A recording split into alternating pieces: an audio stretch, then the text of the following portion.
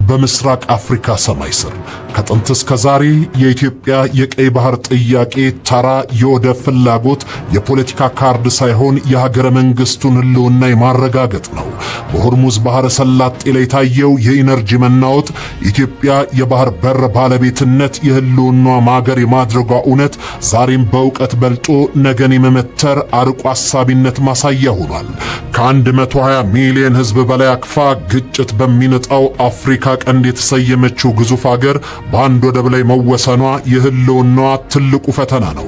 መተንፈሻ የሌለው አካል ህይወቱ በሌላ እጅ ነው። ዓለም የባህር ኮሪደሮችን ለመቆጣጠር በሚጣደፍበት በዚህ ዘመን መራር እውነትን ተገንዝባ የባህር በር ጥያቄዋን የብሔራዊ ደህንነት ቀዳሚ አጀንዳ ማድረጓ ሀገሪቷን ከዘላቂ መታፈን የማዳን ጥበብ ነው። ሆርሙዝ ትምህርት ቤት ነው።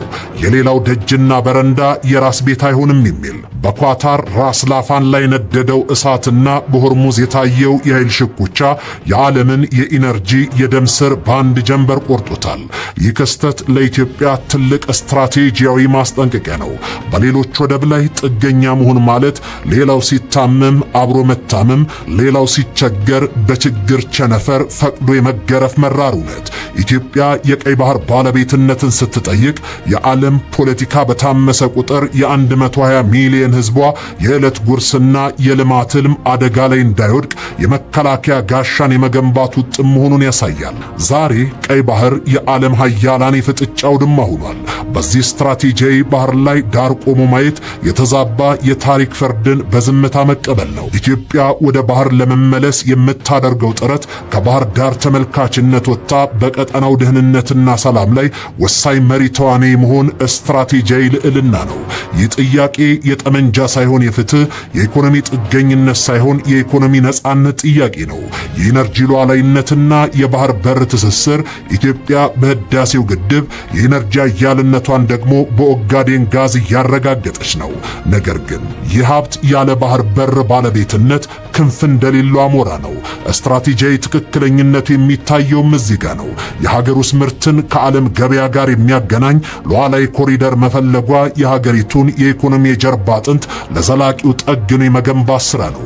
ኢትዮጵያ የቀይ ባህርን በር ማንኳኳቷ ነገ የሚመጣውን ታሪካዊ ኢኮኖሚያዊ ማዕበል ለመቋቋም ዛሬ ላይ የምትገነባው የስትራቴጂክ ጥንካሬ ማማ ነው። ይህ ጥያቄ ለኢትዮጵያ የታሪክ ኩራት ብቻ ሳይሆን ለልጅ ልጆች የሚተርፍ የኢኮኖሚ ነጻነት ዋስትና ነው። ሰሞነኛው የዓለም ቀውስ ደግሞ ይህ ስትራቴጂክ ትክክለኛ ብቻ ሳይሆን የማይቀየርና የማይታጠፍ የሀገራዊ ህልውና መሰረት መሆኑን በግልጽ አሳይቷል። የሰሞኑ የሆርሙዝ ባህረ ሰላጤ ውጥረትና በኳታር የራስ ላፋን የጋዝ ተቋም ላይ የደረሰው ጥቃት ዓለም አቀፍ የንግድ መስመሮችና የኢነርጂ መሰረተ ልማቶች ምን ያህል ተሰባሪ እንደሆኑ ሕያው ምስክር ሆኗል። ይህ ክስተት ከ120 ሚሊዮን በላይ ህዝብ ላላትና በማደግ ላይ ላለችው ኢትዮጵያ የባህር በር ጥያቄ የፖለቲካ ፍላጎት ሳይሆን ፍጹም የህልውና ጉዳይ መሆኑን ፍንትው አድርጎ የሚያሳይ ትልቅ ማሳያ ነው።